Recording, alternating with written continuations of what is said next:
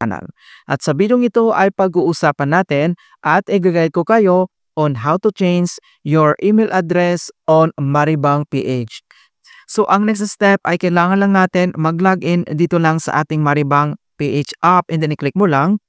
And then makikita mo na dito na na-cover na ni Maribang yung ating mobile screen para sa ating account security. So biometrics login, scan your fingerprint. I-tap mo lang dito sa mobile screen yung registered na fingerprint mo para ma-open ka agad natin or ma-access yung ating account. Ayan, so ganun lang po siya talaga kabilis kapag activated na yung biometric. Then next step, dito lang sa ating Maribang homepage profile, dito lang sa baba ay kailangan mo lang itap dito yung Meta profile na makikita dito sa bottom right corner. I-click mo lang.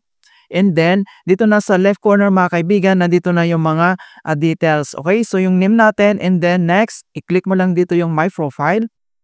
So dito sa ating My Profile, kailangan mo lang i-select dito yung email address. I-click mo lang.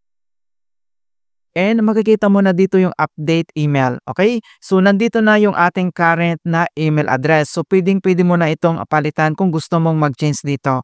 Then, next step, makikita mo dito yung new email and then i-click mo lang yan.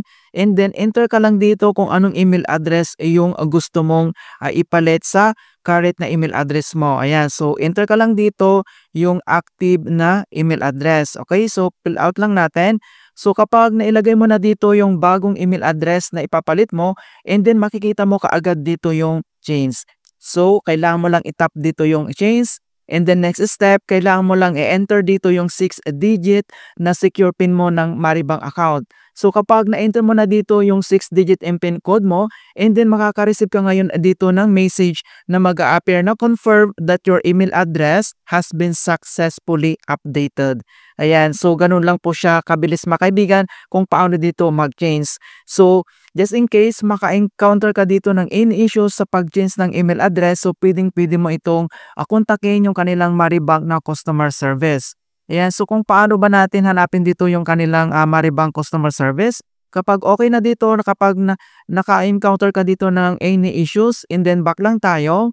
So, dito lang ulit mga kaibigan, sim lang dito sa settings na to, and then kailangan mo lang i-click dito yung help center, okay? So, i-click mo lang yung help center or pwede mong i-click dito yung chat with Maribang, okay? So, itap mo lang yan. So, click mo lang dito yung help center.